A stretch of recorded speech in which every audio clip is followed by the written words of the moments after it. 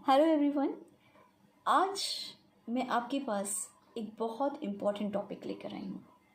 तो मैं सबसे पहले आपको लेके जाती हूँ आज से 3 साल पहले क्या हुआ था। आज से 3 साल पहले मेरे भाई की मैरिज थी और मैं उसमें ईशा को लेके गई थी। और ईशा उस समय लगभग 5-5.5 साल की थी। मैं उसे लेके गई और जो मेरा एक्सपीरियंस था वो आज तक मैं सोच करके ना मेरी हिम्मत नहीं होती उसे कहीं भी इतनी ज़्यादा क्राउडेड जगह ले जाने की। मैंने हिम्मत खो दी थी। आज भी मेरे को वो सारी चीज़ें इतने अच्छे ढंग से याद हैं। पूरे फंक्शन में एक सेकेंड ऐसा नहीं था जब मैं एंजॉय कर पाई। मुझे पता ही नहीं था कि इतना डिफ़िकल्ट हो जाएगा मुझे ईशा के साथ मैनेज करना। उसके घर पे छोटे छोटे डरों से मैंने उसे मैनेज करना सीख लिया था, बट वो क्राउड में इस तरीके से उसको मेल्ट डाउन हो जाएगा, इतना मुश्किल हो जाएगा मेरे लिए, ये मुझे एक्चुअली में नहीं पता था। क्योंकि मैं ईशा को बाहर लेके जाती थी, मॉल्स लेके जाती थी, थोड़ा थोड़ा क्राउडेड एरिया भी लेके जाती थी। मैंने कभी ईशा का ऐसा रिएक्शन नहीं देखा था। लेकिन जब मैं उस मैरिज में गई और उस मैरिज में मेरे सारे दिन एक एक सेकेंड ईशा के मैंने टेंट्रम्स देखे, ईशा के मैंने मेल्टडाउन्स देखे, क्योंकि वो मैनेज नहीं कर पा रही थी अपना सेंसरी ओवरलोड। इतने सारे लोग, इतनी सारी साउंड, इतनी सारी लाइट्स, इतनी सारी बातें, लोगों के इतने सारे क्वेश्चंस, इतने टू मच इंट्रैक्शंस। एंड शायद ईशा उस समय इन सब चीज़ों के लिए तैयार नहीं थी। और कहीं ना कहीं उस समय मुझे ईशा पे बहुत गुस्सा आ रहा था। लेकिन बाद में ना मुझे रियलाइज़ हुआ कि मैंने ईशा को कभी इन चीज़ों के लिए प्रिपेयर ही नहीं किया। इसमें ईशा की कोई गलती ही नहीं थी और शायद मेरी भी नहीं थी, क्योंकि मुझे पता ही नहीं था कि ये सब हो सकता है। जिस चीज़ के लिए हमें पता ही नहीं, हम कैसे प्रिपेयर हो जाएंगे ना। एंड देन वो मैरिज ने मुझे बहुत चीज़ों में मेंटली प्रिपेयर किया। जब मैं वापस आई, मैं इस प्रॉमिस के साथ आई कि मैं ईशा को जब किसी क्राउडेड जगह पे लेके जाऊंगी तो ईशा मैनेजेबल होनी चाहिए। मुझे पता होना चाहिए कि मुझे ईशा को कैसे मैनेज करना है। तो आज मैं आपसे बात करूंगी कि कैसे मैंने ईशा के साथ उसके सेंसरी ओवरलोड, चाहे वो घर पे हो या वो बाहर हो, कैसे मैनेज करूं। ऐसा नहीं कि ईशा आज बिल्कुल परफेक्ट हो गई है, वो हर जगह हर चीज़ मैनेज करती है। आज भी स्ट्रगल होता है, पर जो स्ट्रगल होता था आज मैं सिर्फ 15% या 20% ही स्ट्रगल करती हूँ। तो आज का वीडियो स्टार्ट करते हैं। तो हम पहले शुरुआत घर से करेंगे, क्योंकि हमारा टाइम या बच्चे का टाइम बहुत सारा 60-70% टाइम हमारे बच्चे का घर पर बीतता है। तो सबसे पहले हम घर पे बच्चे को कैसे मैनेज करेंगे। तो इसमें भी मैंने बहुत कुछ लर्न किया अपने एक्सपीरियंसेस से। ईशा के बहुत सारे डर होते हैं, साउंड से, लाइट से, कभी कभी मुझे कोई चीज़ दिखती ही नहीं उन चीज़ों से, ड्रीम से। मुझे ईशा बताती है मुझे ड्रीम में ये आया था और मुझे बहुत ज़्यादा डर लग गया। तो उस पर भी मुझे बहुत काम करना पड़ा है।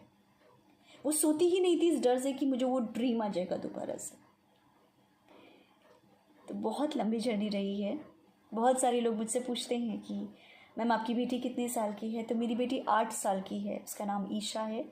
जो लोग मेरे इस चैनल को पहली बार देख रहे हैं, इस वीडियो को पहली बार देख रहे हैं, जो लोग रेगुलर हैं वो तो जानते हैं ईशा के बारे में, उन्होंने बहुत सारे वीडियोस ईशा के देखे हैं। लेकिन जो लोग मेरा ये वीडियो पहली बार देख रहे हैं, मेरी एक बहुत क्यूट सी बेटी है ईशा, और वो इस समय 8 साल की है। उसे मैं बहुत पीछे से आगे लेकर आई हूँ, एंड आई होप कि वो और आगे जाए, बहुत आगे जाए, सबके बच्चे आगे जाएं, सबके बच्चे उन्नति करें। तो स्टार्ट करते हैं। घर पर ईशा के क्या क्या ऐसी चीज़ें थी जो उसकी एंजाइटी, उसकी सेंसरी चीज़ों को बहुत ज़्यादा ओवरलोड कर देती थी। तो एक मॉस्किटो मशीन थी। मैं आपको एग्जांपल इसलिए दे रही हूँ क्योंकि कुछ ना कुछ आपके बच्चों के बहुत सारे ऐसे डर होंगे जो घर पर होंगे, आपको उससे कैसे मैनेज करना है। तो ईशा को जो मॉस्किटो मशीन होती है जिसमें से बहुत सारा धुआं निकलता है, उसमें से बहुत सारी आवाज़ें निकलती हैं, उससे इतना डर लगता था कि उसे मेल्टडाउन हो जाता था। अगर बाई चांस वो हो रहा है और ईशा घर में है तो वो बिल्कुल घर पे चिल्लाने लग जाती थी, भागने लग जाती थी, कान बंद कर लेती थी। मतलब वो बिहेवियर उसका मुझे समझ में नहीं आता था कैसे मैनेज करूं। तो फर्स्ट आपको बहुत काम रहना है। आप जितने ज़्यादा शांत होंगे बच्चा उतना ज़्यादा शांत होगा।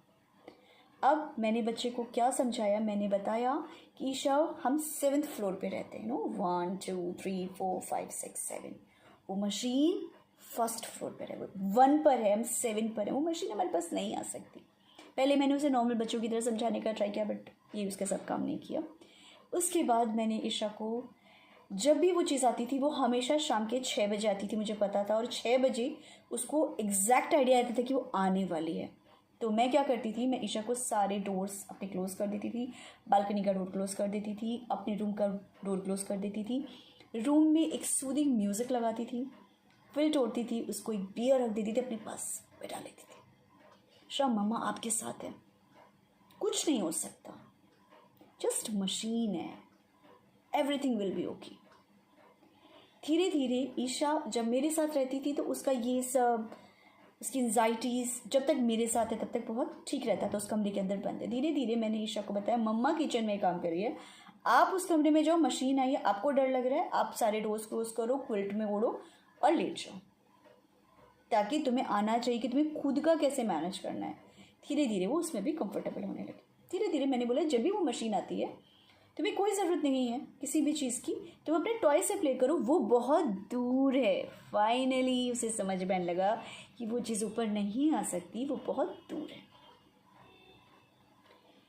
धीरे धीरे उसने इमेजिनेशन में सोच लिया कि मुझे इस चीज़ से डरना नहीं चाहिए, इसलिए मैं बोलूँगी मम्मा ये आवाज़ एरोप्लेन की है। फाइन, अगर तुम इस डिनाइल मोड में जाना चाहती हो तो fine, I am okay with that, तुम बोलो ऐसा। तो मुझसे बोलती थी मम्मा ना एरोप्लेन जा रहा है, मैंने कहा हाँ बेटा। हेलीकॉप्टर जा रहा है, ओके बेटा कोई प्रॉब्लम नहीं। मम्मा हेलीकॉप्टर की आवाज़ है, फाइन कोई दिक्कत नहीं है। धीरे धीरे ईशा ने ये समझना शुरू कर दिया कि कैसे वो अपने आप को काम डाउन कर सकती है। सबसे पहले उसे समझ में लगी वो चीज़ दूर है तो मुझे प्रॉब्लम नहीं होगी। बट कभी कभी ऐसा होता था जब मैं नीचे होती थी और मशीन का टाइम चेंज हो गया तो वो मेरे सामने आके खड़ी हो जाती थी। Then what will work, my bear hug. मैं उसे अपनी गोदी में लेती थी, बोलती थी ईशा कुछ नहीं होगा, मम्मा आपके साथ है। मैं कंसिस्टेंटली उससे बात करती रहती थी। लुक एट मी ईशा, मुझसे बात करो। ईशा हम कहाँ गए थे, हम क्या करेंगे, अब क्या होगा, अब कैसे करेंगे, सो मैनी क्वेश्चंस उसको काम करने के लिए। वो मुझसे बार बार बोलती थी मम्मा वो देखो वो देखो वो देखो। कुछ नहीं है ईशा, कुछ नहीं होगा। धीरे धीरे मैंने उसे समझाना शुरू किया कि देखो ईशा हमें मॉस्किटोज़ बाइट कर लेते हैं, अगर वो मशीन नहीं आएगी तो हमें मॉस्किटोज़ बाइट कर लेंगे। मुझे आज भी नहीं पता कि उसे कॉन्सेप्ट समझ में आया है नहीं, but now she is little bit comfortable. अगर वो सामने भी आ जाता है तो वो इग्नोर करना जानती है।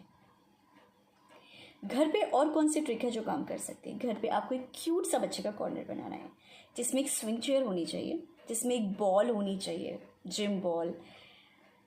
वहाँ पर आपके पास एक बहुत कामिंग लाइट होनी चाहिए, कामिंग म्यूज़िक आप एक स्पीकर में रख सकते हो या फिर हेडफोन रख सकते हो। जब भी बच्चे को लगे, आपको लग रहा है कि बच्चे को अनकंफर्टेबल है, तुरंत उस रूम में लेके जाइए, वहाँ बैठाइए, स्विंग बैठाइए, लाइट्स लगाइए, म्यूज़िक दीजिए। धीरे धीरे 1-2 महीने बच्चे को समझ आएगा कि जब भी मुझे ऐसा सा फील होगा ना मेरे को वहाँ जाना है। आप खुद देखोगे 3-4 महीने में बच्चा वहाँ पे आपको हर बार मिलेगा। जब भी वहाँ बैठा है दैट मीन्स कि बच्चे को छोटी मोटी एंजाइटीज़ हो रही हैं जो वो हमें नहीं बता रहे हैं, बट वो फील कर पा रहे तो अपने आप को काम करने के लिए उस कॉर्नर में जा रहे हैं। तो ये तो हो गया घर का एनवायरनमेंट, हमें कैसे करना है, बच्चे को घर पे कैसे मैनेज करना है। आपको एक लिस्ट बनानी कि घर पे कौन सी चीज़ें हैं जिनसे बच्चों को डर लगता है। ऐसा नहीं कि घर की ही चीज़ों से डर लगेगा, कई बार नीचे की काफ़ी सारी ऐसी साउंड होती है जिनसे डर लगता है। कई बार बच्चों को माइक्रोवेव से डर लगता है, माइक्रोवेव की आवाज़ से डर लगता है, मिक्सी से डर लगता है, कुकर की सीटी से डर लगता है।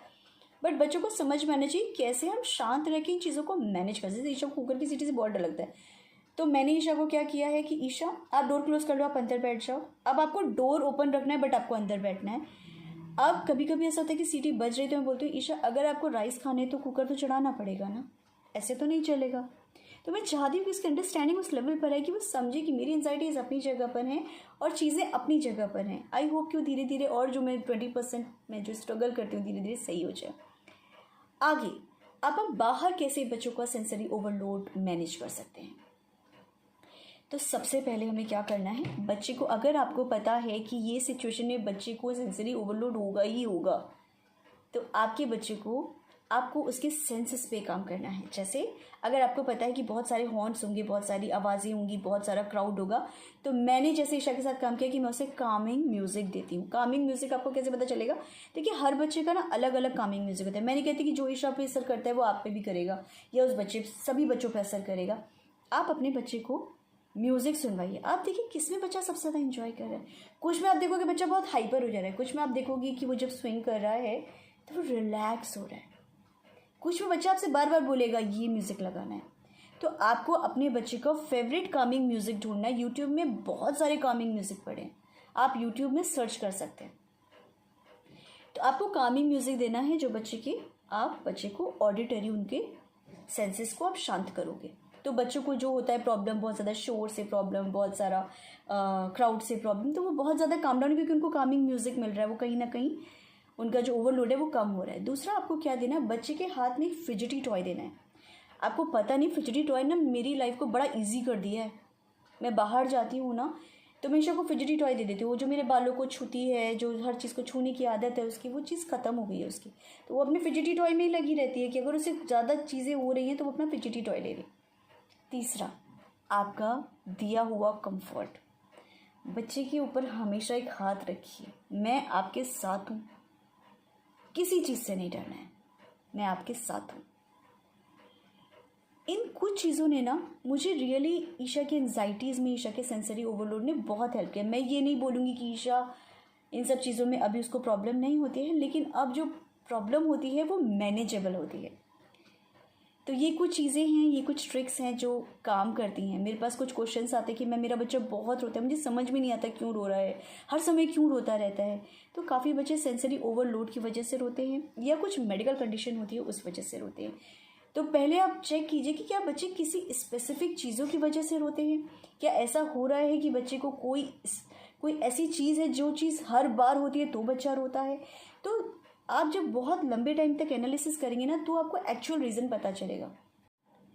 तो मेरे साथ ऐसा हुआ था कि जब ईशा सोती थी, और ये मैं आपको बात बता रही हूँ आज से 1 साल पहले की।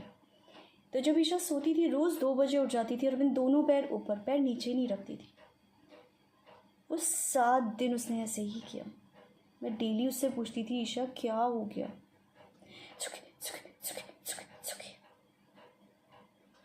समझ में नहीं आता था पैरों में प्रॉब्लम है कि बेड में प्रॉब्लम है कि तुम्हें लगता है कि कुछ प्रॉब्लम है, क्या हो गया तुम्हें। रोज़ रात के 2 बजे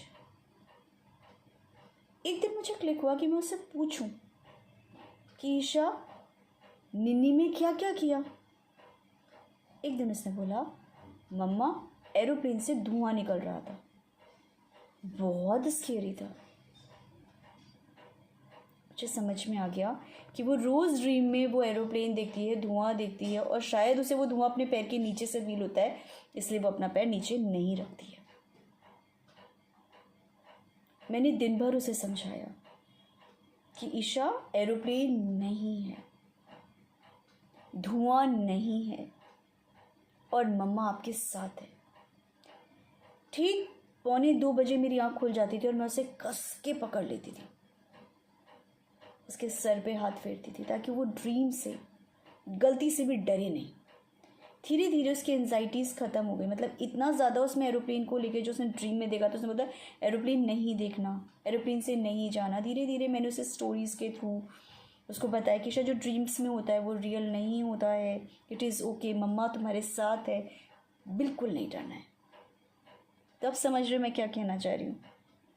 नंबर 1 पॉइंट कि हमें बच्चों को अंडरस्टैंड करना है कि प्रॉब्लम कहाँ है।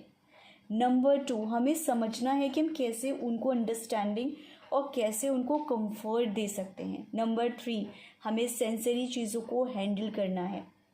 नंबर 4 हमें बच्चे को उनका सेंसरी जो इनपुट है वो प्रॉपर देना है। नंबर 5, हमें बहुत शांत रहना है। ये कुछ चीज़ें हैं जिन्होंने मेरी जर्नी में मुझे हेल्प करी। आई होप ये वीडियो आपको हेल्प करे। आज के लिए इतना, हम फिर मिलेंगे। बाय।